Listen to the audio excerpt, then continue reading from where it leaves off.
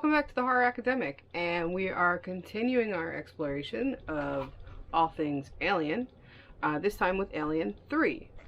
Alien 3 I had seen a few times before. I remember really loving it when I saw it on video because it was so different in the style. It's really our introduction to director David Fincher, so kind of has a special place in my heart for that, since I loved following his career. So it was interesting to take a look back. I had not watched this film probably in about 10 years. And I don't know if it quite held up to my memory of it, but I did still enjoy it. I appreciate what it does differently than the last two films in the series, and I think that's the kind of the main thrust of this film, is what can we do next? What else can Alien be? I know I had mentioned last time, I also probably mentioned it when we were talking Alien, but kind of back in the day we would refer to it, or I would refer to it when we would discuss with friends, the idea that each one was a different genre and each one represented a genre differently. The first one being a straight sci-fi, the second one being more of an action war film, and the third one being kind of the horror film of the bunch. But aside from the fact that I found the kind of violence and gore a little more heightened, not to say there's not a lot of blood in the first two, but it's a little bit more visceral, I felt, when there is violence. And because this is a film of dark shadows, it's literally a film of such a brown and black color palette that it has that horror film feel of being in an unknown place and being some place where anything could be hiding around you. And they use shadow so much more dominantly in this third installation than in the first two. The first two, remember, the ship is essentially very white, and everything is that very kind of, not that it was the kind of clinical that you see in a lot of 70s horror, a lot of 70s science fiction where everything is pristine and perfect science fiction, but it still has that idea that in the future surfaces are white and silver and very kind of new still in nature, even though it is very used and functional in Alien. And I definitely still believe that concept that we discussed in the Alien episode, where your aesthetics are going to be far more worn in and used in Alien than in, say, anything that had come out of like 50s and 60s science fiction, where you have those kind of, everything is new and pristine. This film is still that kind of future, but in such a forgotten place, in such a broken down place, that everything is just worn physically. And it's a film of wet caverns. It's a film of dark dinginess, more than the others before it. So I'll say aesthetically, I would still kind of put this in a horror feel and look. If you think of Fincher's work, this is definitely visually what you think of with Seven. It's still that world where everything's dark and grimy. So I'll still stick to that, but this felt, in this view, far more science fiction than I remembered the film feeling. You know, let's get down to some of the brass tacks of Alien 3. First off, this is 1992. So one other thing, aside from the fact that this is David Fincher directing, that I found really interesting is that this is produced by Sigourney Weaver. So she's definitely taking more of an active role in what the Alien series will be at this point in her career, which I found I really enjoyed that, and I liked that she was finding her place behind the camera. This is a series that she has become synonymous with, and by making it a trilogy, she now has some more agency within what that means. So that was definitely a bright spot. Not so bright spot is we have the story by credit, and then I believe there were 3 people listed as writers, which, seeing that, already put me a little like, uh-oh, what are we in for? And also Fincher's none of the people listed as either story or writers, so that already had me a little on guard on this watch. So let's talk a little bit about some of the actors involved. So yes, Sigourney Weaver is back as Ripley. Lance Henriksen has, he resurfaces as Bishop, and whatever Bishop may mean in this incarnation of the story. And we have, in the story of part 3, Ripley lands, or crash lands, on a prison compound, a prison planet, a penal system. So we're in a male prison for the kind of the worst of the worst. This is a high risk prison setting, and so it's all men, and there is an outbreak of lice on this compound. So all the men have shaved heads.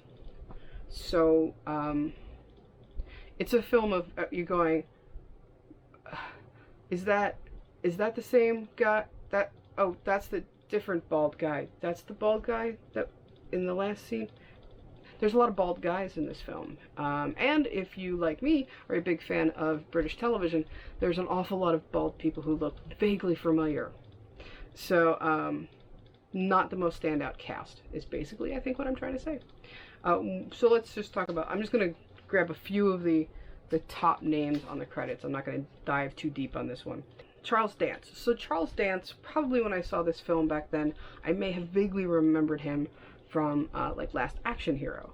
But today, there's a lot more that we would know him for. Most recently, I can say that he was kind of the black market dark agency rumbling in the background of Godzilla King of Monsters. He's present in the Ghostbusters 2016 reboot. I don't know if you guys remember my review of Dracula Untold, but he was the vampire that made Dracula in that. So that's kind of cool. But of course, you look at him today, and the first thing that pops into your head is this is the man who is from Game of Thrones. So he's the head of the Lannister house. So he's the oldest Lannister, the head of the family. So that's definitely what comes to mind now. So, but here in the character of Clemens, he is definitely, I would say, the male lead of this film. So it was interesting to look at him as a younger man with, you know, kind of like the prime male role. So that was cool. The going down the list from there, we have Charles Dutton. Dutton plays the role of Dylan. On this colony of bald men, Dutton has become the head of religious head. The men have formed within themselves kind of a monk-like order, and he is the kind of the preacher of the group. So he's a very important figure.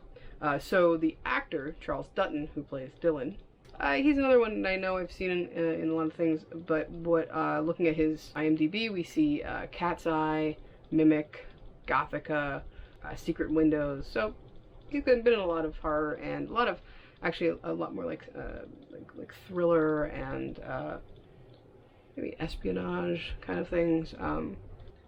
Next was Brian Glover, who is kind of the head warden of the prison. He, oh my God, was just massively familiar. He was on Doctor Who quite a bit in the kind of late 80s.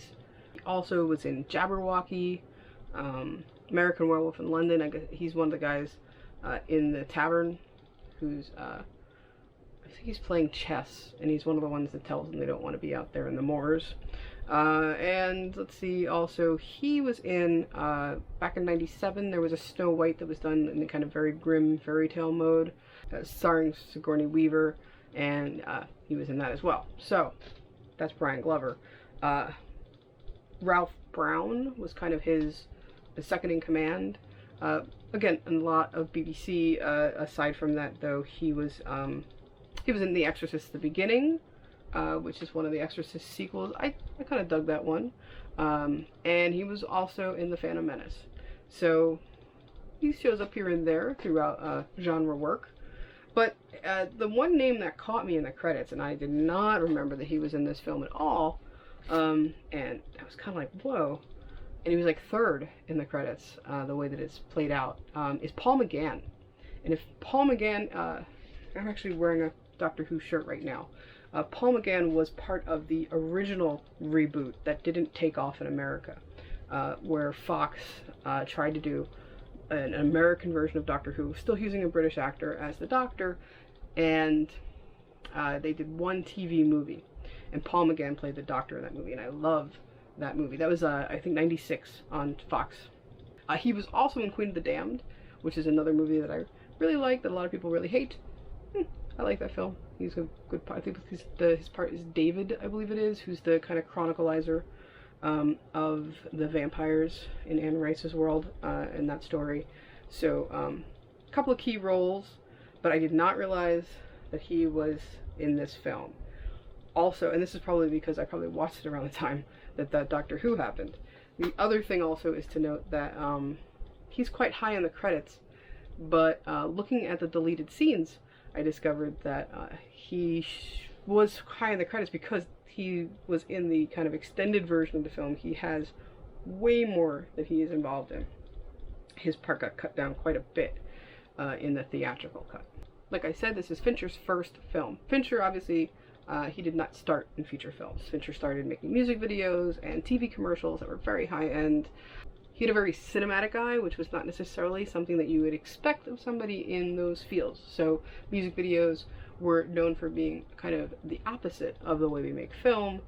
Same thing for commercials. They're made for a much different purpose, and he made them in very cinematic ways. So it was kind of one of those, you knew it would eventually happen, that he would make that leap into feature films. Alien 3 is his first feature film. I did not remember that. So other films that Fincher went on to make, obviously we have The Game, which was his take on the most dangerous game. You have Seven, which is an amazing epic film. Same for Fight Club. So many things that he did that are just so different from everything else that was going on. So many films that are in the genre, like even Panic Room, which is like horror thriller. You have his film Zodiac, which is an epic kind of interpretation of what happened with the Zodiac killer. Highly recommend. Gone Girl, which is also another amazing film. Pretty much everything that Fincher did is fairly amazing. His most recent picture, of course, was up for Best Picture. Oddly enough, it starred Charles Dance. So, that's very cool. Alright, so all that is to say, that's pretty much as far as we're going to go with the people who made this film. No, again, of course, there is an amazing crew of people who are behind the camera on this picture, as far as this film does a lot of really revolutionary stuff with using miniatures and puppetry mixed with live action digitally in a very kind of early digital mode, using robotic cameras. I wanted, after watching this film, I wanted a full-fledged documentary to explain what was the original intent, what happened, and why is the alternate takes for the film so drastically different. You almost feel like this is a film not knowing what the final picture was going to be. It looks like there were extensive reshooting. Apparently the film started with one director of photography, and after just a small few days, I think, of shooting, switched over to a different director of photography, which is going to change everything in the look and feel of what you're doing in a film. And you can tell, because when I saw those alternate opening scenes, it was drastically different in even color palette. More blue dominant than brown dominant. That is one thing with this film. You instantly are in a world of browns. This is kind of like a full color film made in sepia tone, in a way, because so much of the color palettes are greens and browns. It melds together since there's so much darkness and shadow around everything. So it's an earth tones film.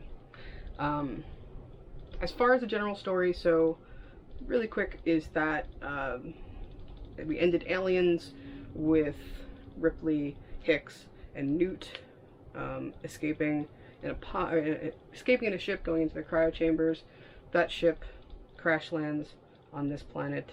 Hicks does not survive, Newt does not survive, but Ripley does, and she's now kind of in this odd situation of existing amongst these men who are on a vow of celibacy, which does not seem to be taking quite that well right at the moment. There's a few moments where she is definitely in physical danger. There's a suggestion of a moment that a group of the men are preparing to gang rape her. That's when she befriends Dylan. Sort of befriends. He comes to her aid, but not particularly for her.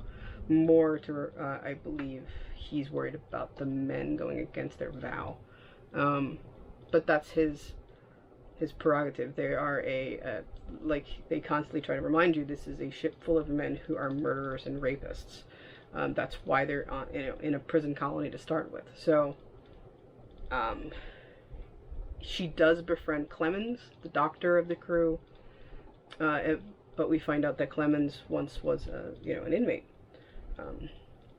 So everyone there has a kind of an awful past. The two men that are kind of running the facility, who are not inmates, they have very little to work with. As they say, most of the things in the facility don't work anymore. Nobody really cares about them anymore, so they don't get fixes and upgrades and things like this on the ship. They literally have a convoy that comes out to deliver them anything that they need as far as bare essentials, food and things like that. But they don't really have much else. They don't have much contact.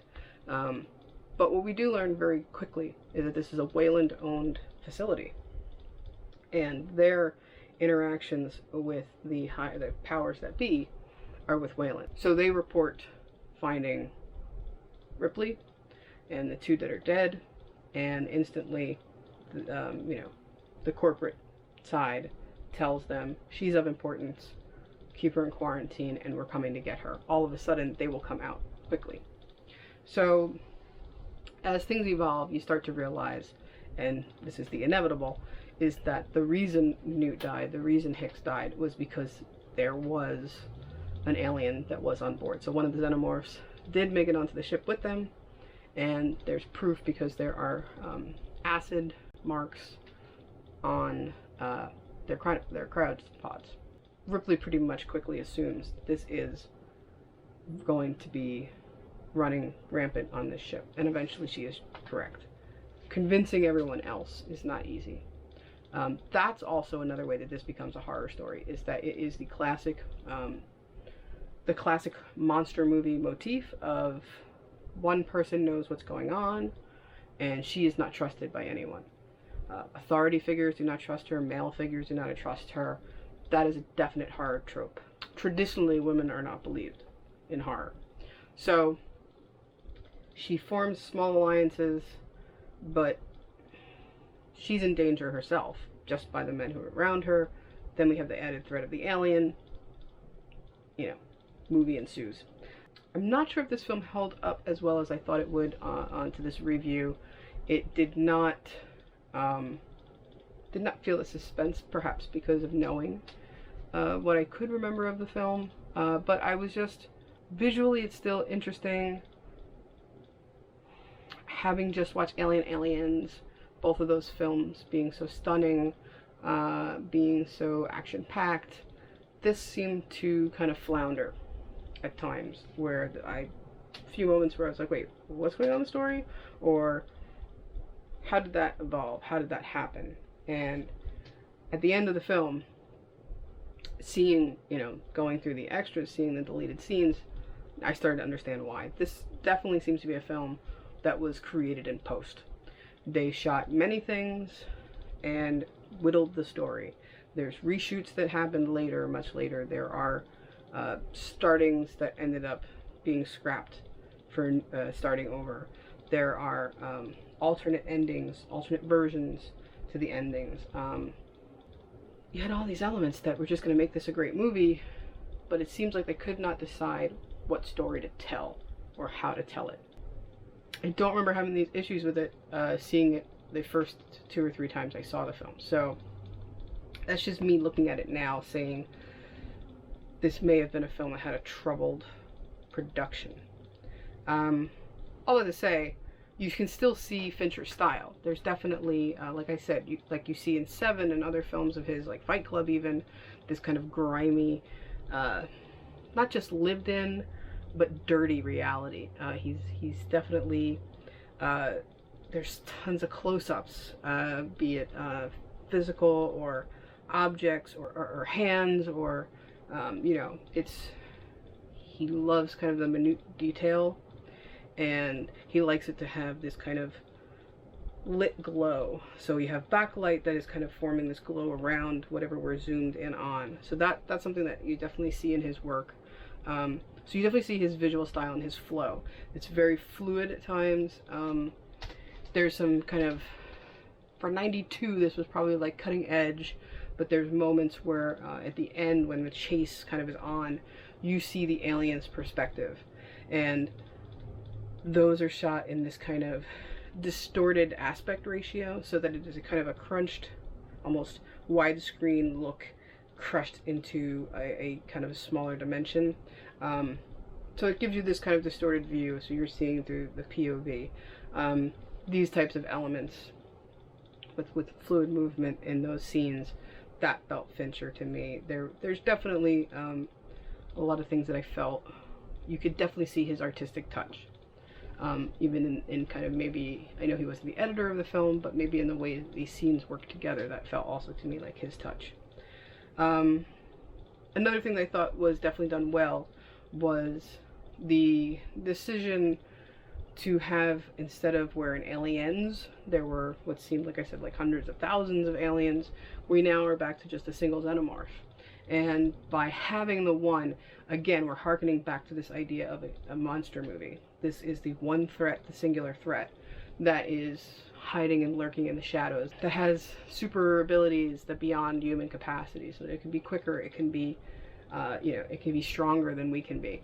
Those types of elements, that's definitely feels like a monster movie take on it, which is, again, part of that. This is the horror film of the series.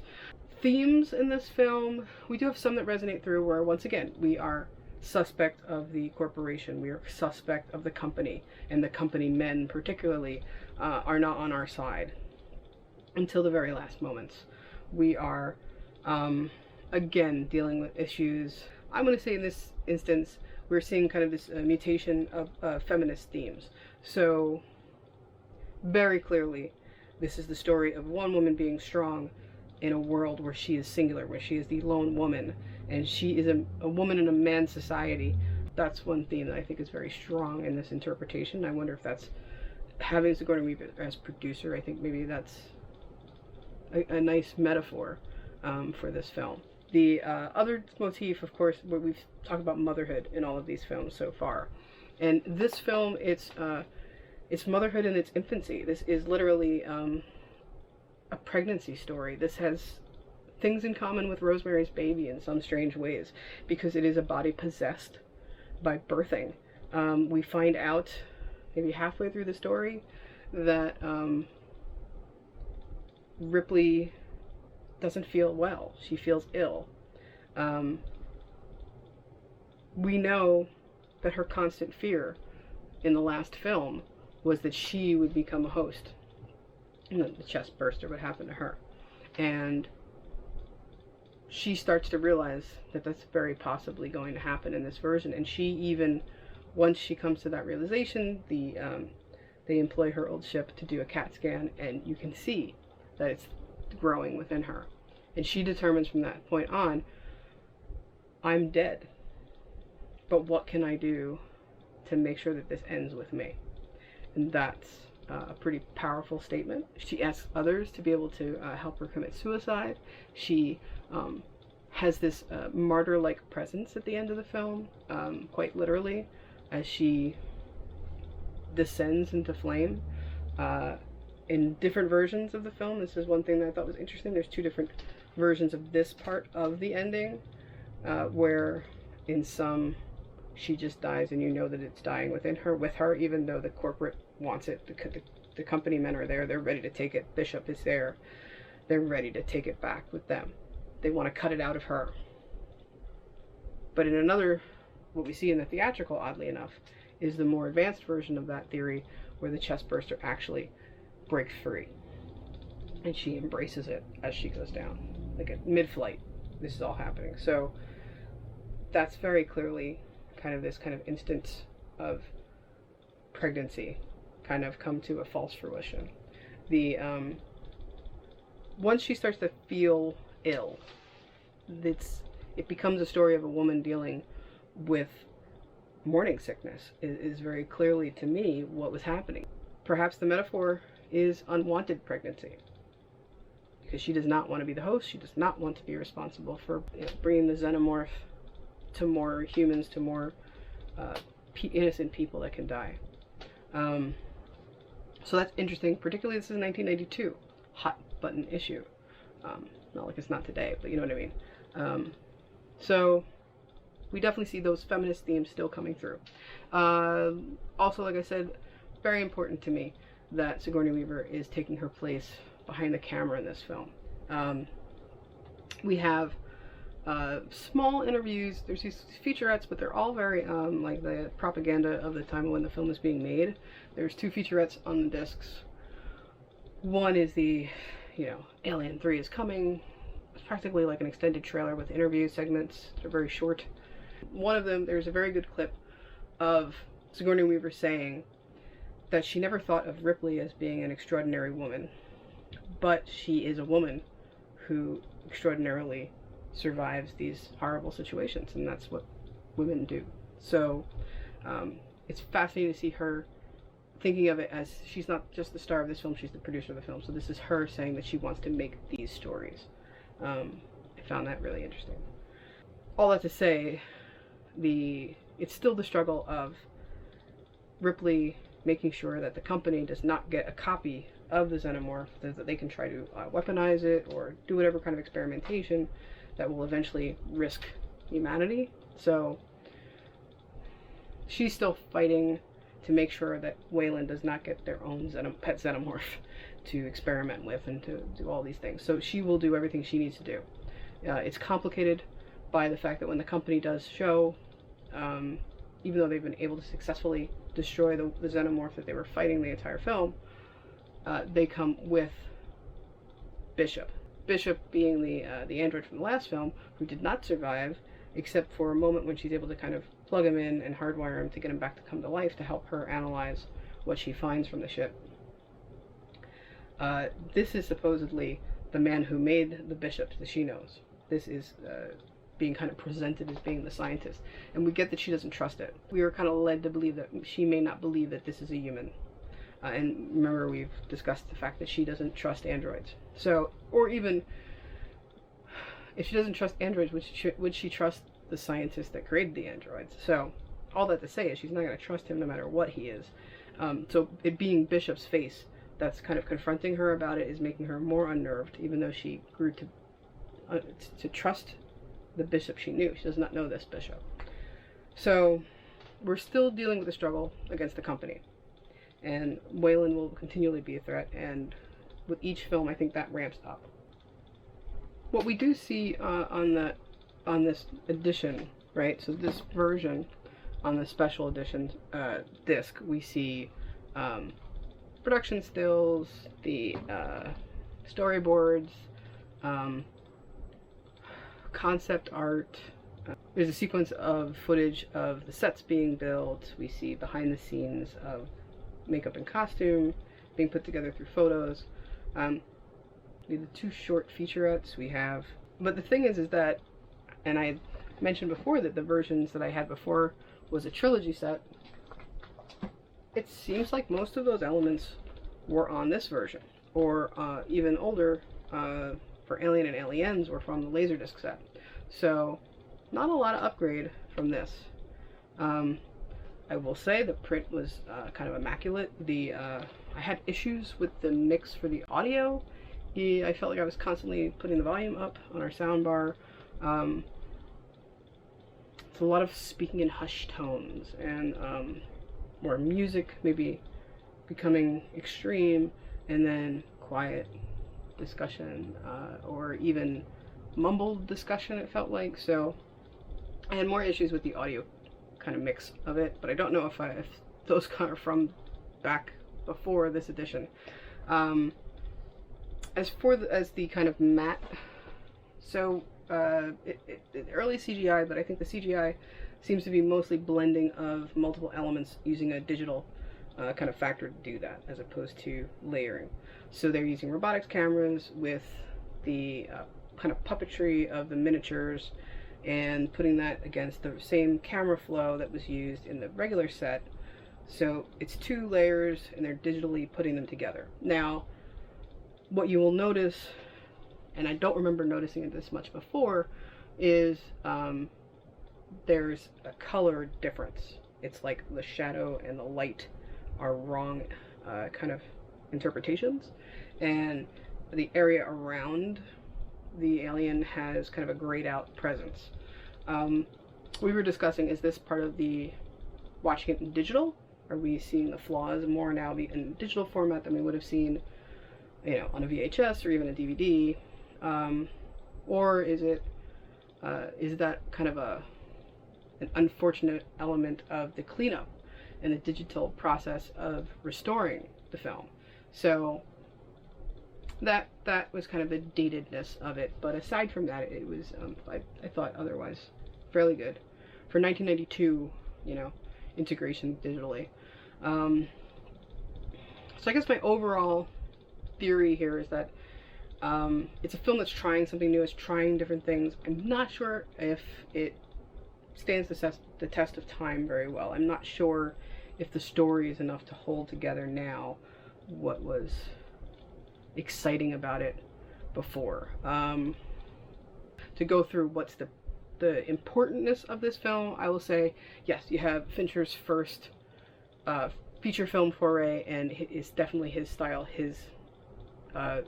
you see his stamp on this film, and it's important in that progress of seeing him as a filmmaker. Yes, you see these feminist themes coming across of, you know, women existing in a male-dominated society, the ideas of unwanted pregnancy, the ideas of responsibility of motherhood.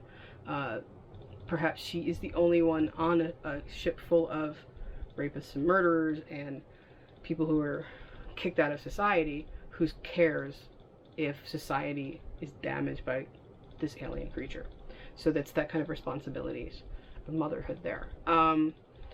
We see this kind of going back to the idea of a monster movie kind of theme, more so, I guess more so than the science fiction themes. You see the idea of being in the dark, cavernous places, the creature that's in the shadows, all of those kind of elements, the woman not being trusted by the male society around her, all of these elements definitely prove this to be a horror story. And then the other thing I would say, the importance in Sigourney Weaver's role behind the camera on this film, I find is very significant for her place in how this series of films defines her career, and her understanding that was important too. One last thing that maybe I'll note about Ripley as a character is she is a very forward character in this film. Where we discussed in the last 2 films, she was the level-headed, she was the kind of the thinker of the group, she was the steadfast person who was on target only. We are here to make sure that this doesn't get worse, this doesn't get out of hand. We got to take charge. In this film, it starts with her once she's kind of in her place. She makes sexual advances on the character of the doctor in the story. She's maybe the aggressor in a kind of a flipped society image there. Even though she's the lone female character, she still has her own kind of agency in that way. That is surprising of what we've seen of Ripley in the past. Even in the past film, where there is these kind of slightness of toying with the idea of her and Hicks as perhaps being what could be in their future if they had survived together. It's interesting to see her in this version saying, you know, are you attracted to me? It's not that it seems out of character as much as when she's asked, like, that's very, you know, that's forward. She says, well, I've been out in space a long time. And you know what? Maybe that's her as a character being human. But wait, there's more. So I had to do a little addendum for this episode, and a little bit of an apology as well. For both the Aliens and Alien 3 rewatches and prep for those episodes, I was going through the box set and getting everything I could. I thought, turns out I missed a disc. What I thought had been a disc just devoted to the original Aliens anniversary was actually full feature-length documentaries about the making of each film. So My apologies. So I'm correcting that without doing the entire episode. So give me a few minutes and I'll update you, because my biggest complaint on Alien 3 was that this is a movie that needs a documentary so that I can understand what the hell happened with this movie, because it's a film that should have been great, right? So here's the quick sum up. I was really close. It is a film that had way too many people involved, way too many people trying to throw in their ideas of what the film should be, and in the end, they shot without a finished screenplay, which is a disastrous move. So here's the deal. When David Fincher comes into the film, he is, I believe, the third director attached to the... So the first draft of the screenplay comes from novelist William Gibson. He is the father of the cyberpunk movement in science fiction. He's hugely, important writer, and it totally makes sense in 1992 that he would be sought after to make a script for something like Alien, because he is kind of the hot new guy in sci-fi. Neuromancer's out at this point, and he was attached to a lot of different things that never particularly happened in that time period, so that makes sense. And Rennie Harlin is the director at this point, and in this initial draft mode. And what had been talked about, what the execs wanted, what the producers wanted, was Alien 3 to basically follow Aliens right away and be either the story of seeing the alien planet or seeing Earth after Ripley, Hicks, and Newt come home and the family unit is there, and of course the alien has somehow come with them and they have to help save Earth. So these are the ideas that are being floated around. The execs get the script from William Gibson and are like, this is trash, we can't use this. He doesn't know how to write a screenplay, and his ideas are way too out there and wacko for us. So they drop him completely. Harlan, I think because of the kind of back and forth and how long this process is starting to take, he's no longer part of the picture for this. Vincent Ward comes in next. He's like a young, kind of indie filmmaker from Australia who's kind of up and coming at this point. And he pitches this whole idea, a planet that is essentially like a Gothic cathedral. So it's a completely wooden planet in the middle of nowhere, but it's kind of future, but it's past at the same time. He's more about this visual style. As they get closer, and he spends like a year on pre-production, doing, drafts of the screenplay, doing concept images, and to the point of like literally getting to the point of building sets and getting ready to go to London to go to Pinewood to start filming. And he's like weeks away from starting after a year on the project, and basically he gets these notes from the execs that they have to meet with him because they want essentially everything changed about his screenplay, and it's very last minute, and he's like, I don't work like this.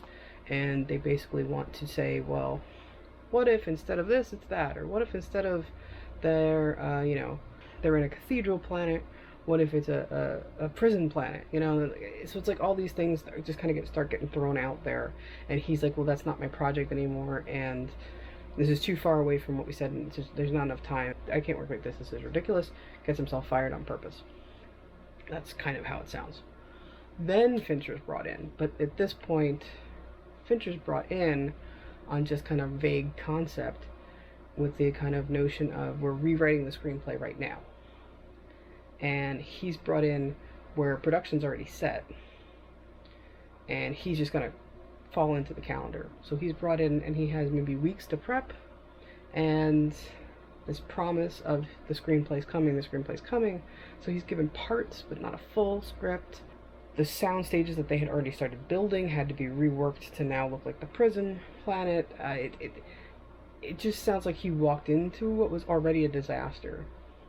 So that explains why, watching it now, I'm looking at it going, why doesn't this make sense? Why are there too many paths that are opened, especially when you look at the, deleted scenes that are never followed through?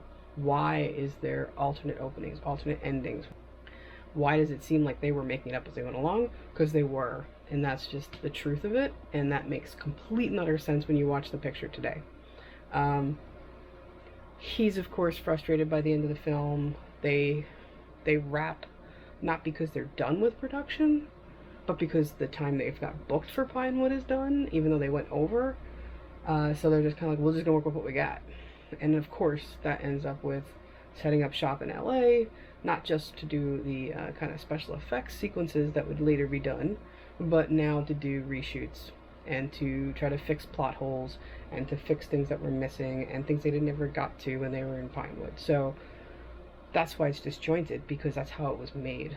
So there's nothing that you could fault Fincher in this. People on the set talk about how, on the crew side, a lot of them found him to be very hard to work with. A lot of them kind of harping on the whole, I think he was 28 years old, this is his first film, so I think a lot of them were seeing him as being difficult.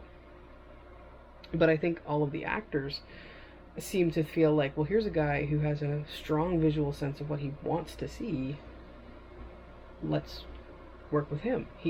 Let's keep it going with him, and let's just, he's the captain of the ship. Let's follow. So, whereas the crew maybe blame him for a lot of problems, it's really, it seems in retrospect, that the producers and the studio executives, there was just way too many people, way too many cooks, right? And that's what you see in this finished film. So watching it now, you have to have that kind of in the back of your brain, like, well, why didn't that part make sense? Or why is Paul McGann listed third in the credits, but he's barely in the movie?